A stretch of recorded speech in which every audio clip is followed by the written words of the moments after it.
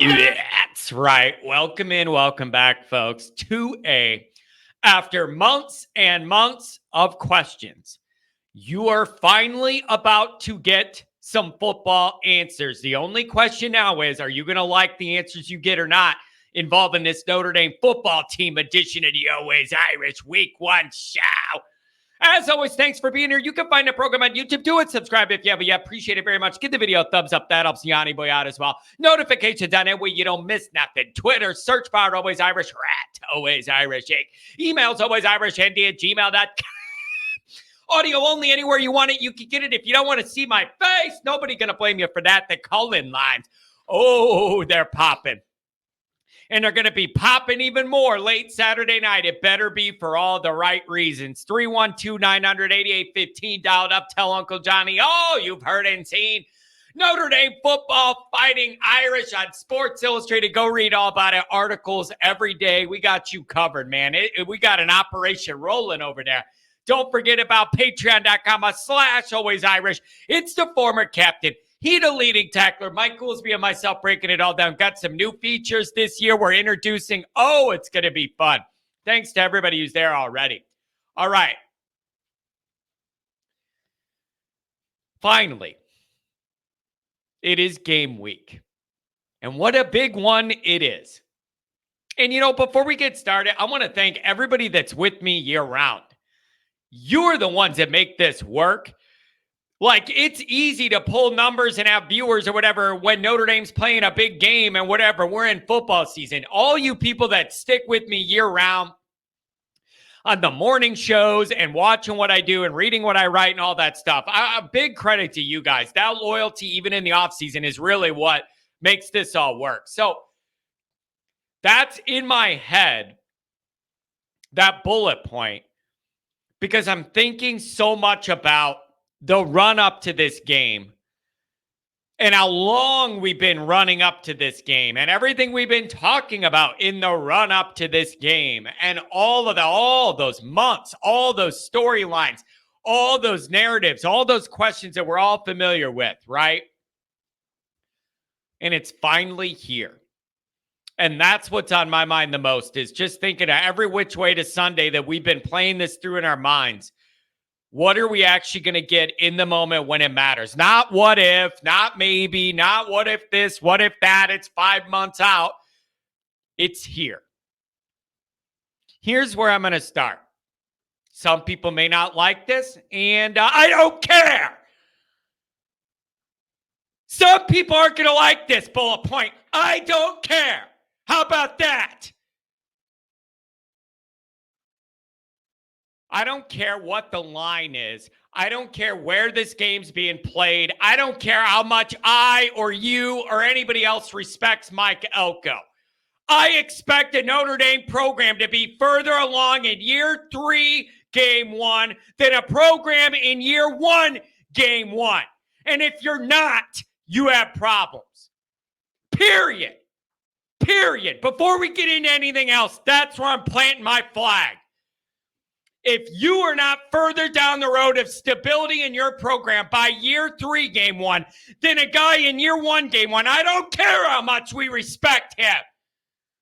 You have problems. You have problems. It's not going to be, oh, they're so awesome, there's nothing you can. No, look in the mirror. If you don't get this done, you're not doing something right.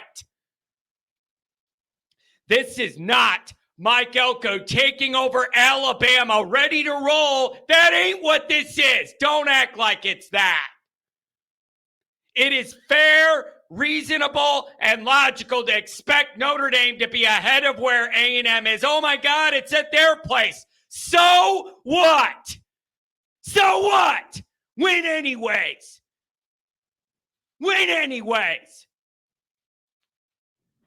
So to start this whole operation, I'm planting a flag right there. If you're not further along, you're doing something wrong. Whether it's coaching, whether it's development, whether it's leadership, whether you realize you just don't have the talent to match up, whatever the reason is, if you don't win, you have a problem.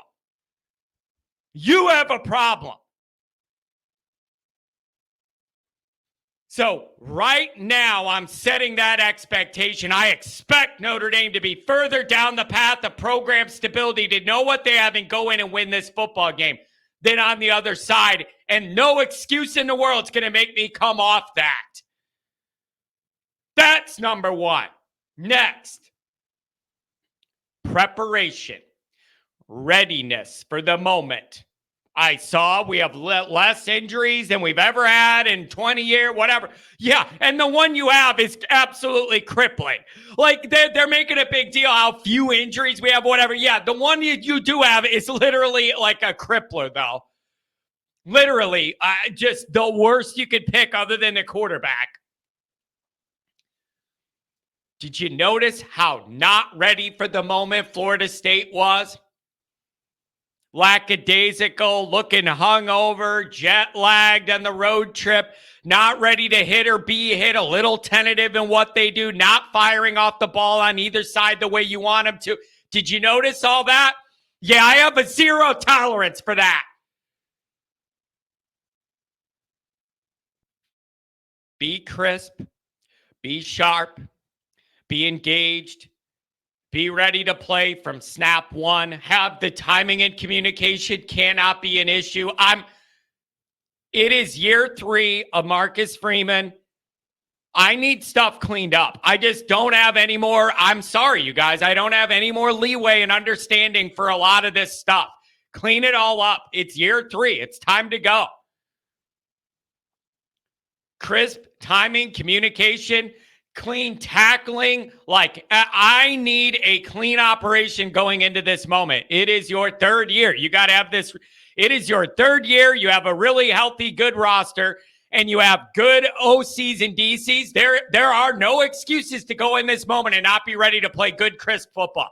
What are the excuses? There are none. There are none that I will honor. You can make them up, but I'm not going to honor them or respect them. What are the excuses Notre Dame has to not be prepared to go into this moment and play good football? Preparation, readiness for that moment.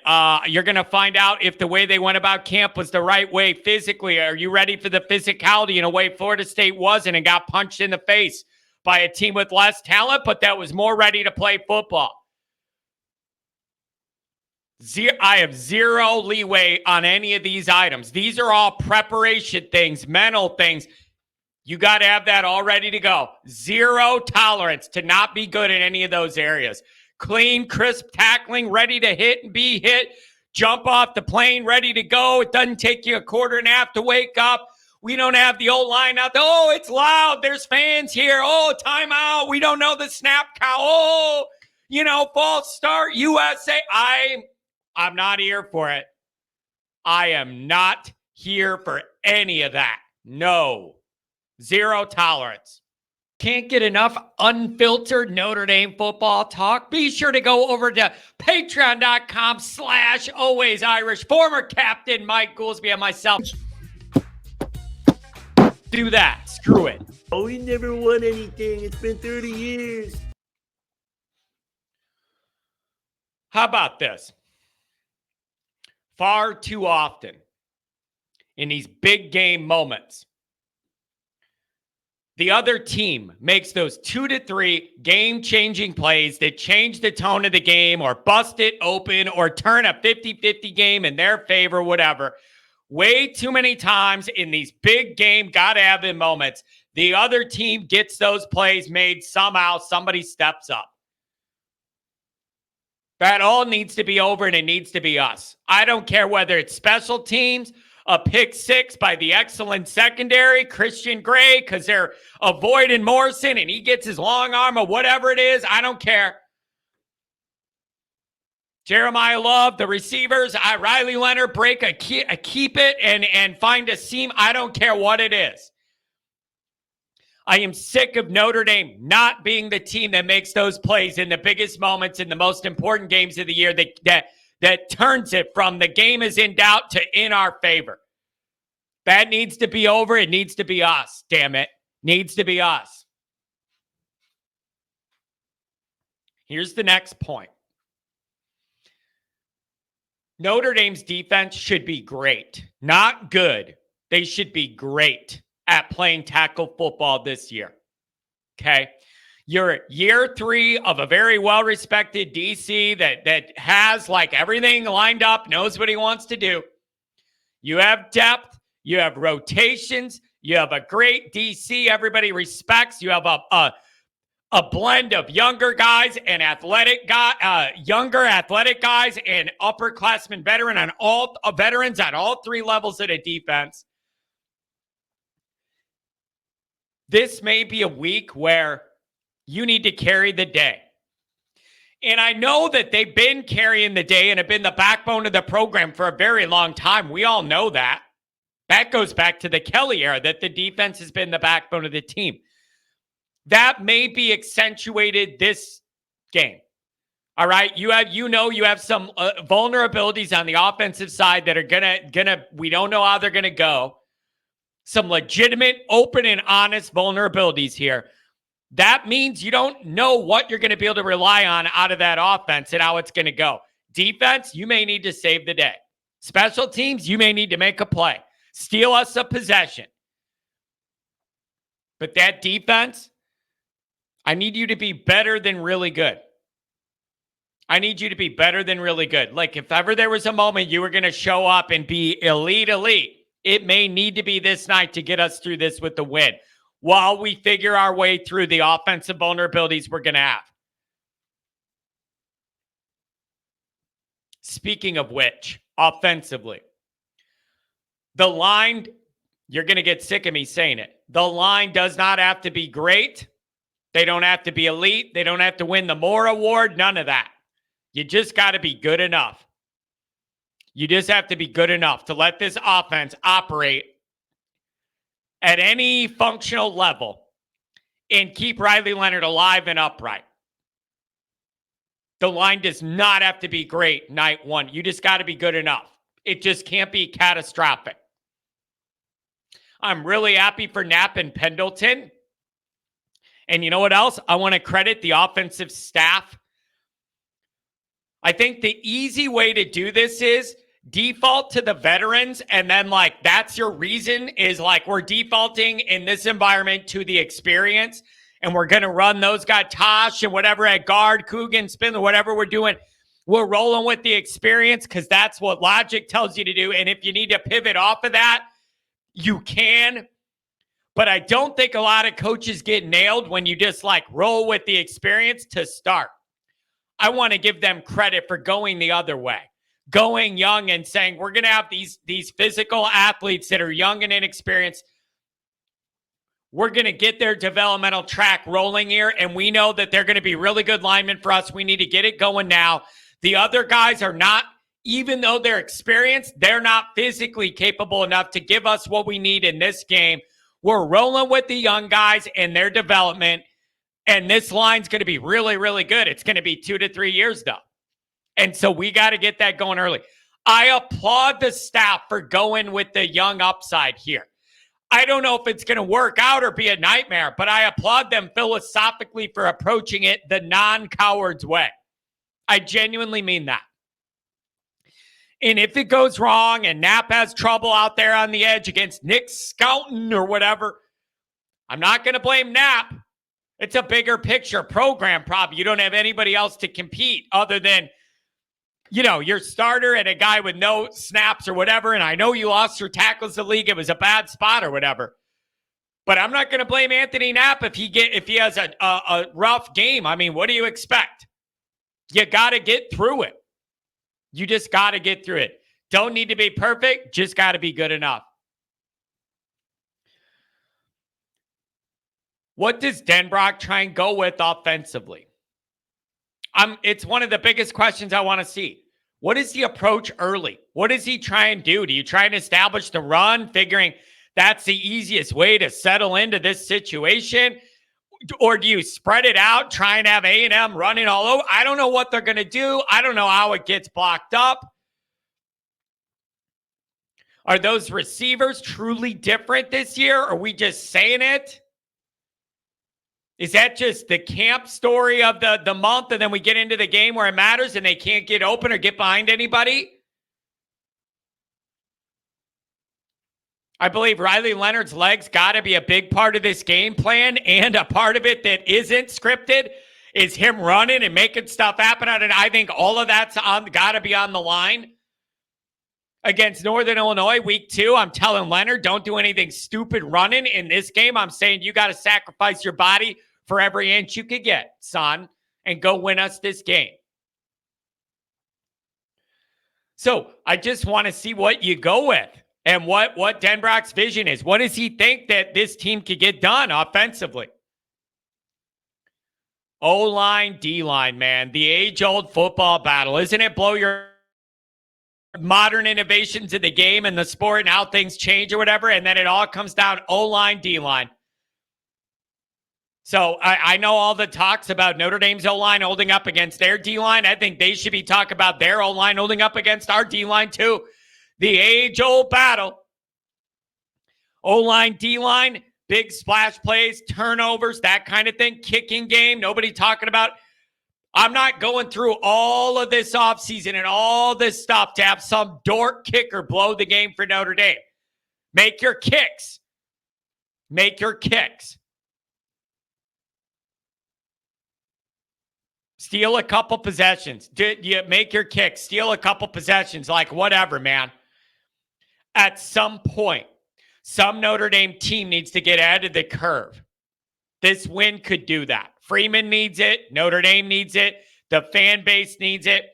I've had enough of the jokes, enough of the overrated, enough of the little old Notre Dame not to be taken seriously, enough of they haven't won a major bowl game in 30 years. Just enough of let's tune in and see how Notre Dame fails on the big stage. This time, win this game and you set your playoff path clearly.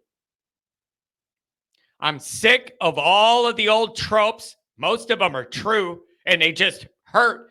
I'm sick of them all. Some Notre Dame team needs to overcome all that, set their own path, be different, change the narrative. It needs to be this team or it's time for the Freeman era. Because, by the way, you got recruiting concerns. That's not exactly going your way right now. You cannot afford to have recruiting concerns off the field, lose this game on it. You just can't afford to do that right now as a program. I don't need or expect perfect. I don't need or expect pretty. I just need you to win this game. I got Notre Dame somewhere in the 24-13. Defense leads the day, makes a couple big plays. Offense does just enough, gets a couple plays. 24-13. 24-16, somewhere at 23-14, somewhere in that range is where I want to see this. Notre Dame needs to get this one. I don't care what it looks like. You get over this hump, you are sitting pretty to host a playoff game right around Christmas in South Bend. You're setting your path. You stable the rocky seas from the recruiting and what's going on. Notre Dame needs this one. Freeman needs this one. This is a veteran-laden team. They got to make the decision. Enough is enough with the narratives. We're going in here to win this damn football game, and nothing's going to stop us. Not white overall male cheerleaders, not noise, not heat. None of it is going to lead to the Irish defeat. Win this game. Don't forget to check out the merchandise. The link is in the description. You can browse and carouse all the different Always Irish gear. Make sure you head over there and get something for the next tailgate. Thanks for being here.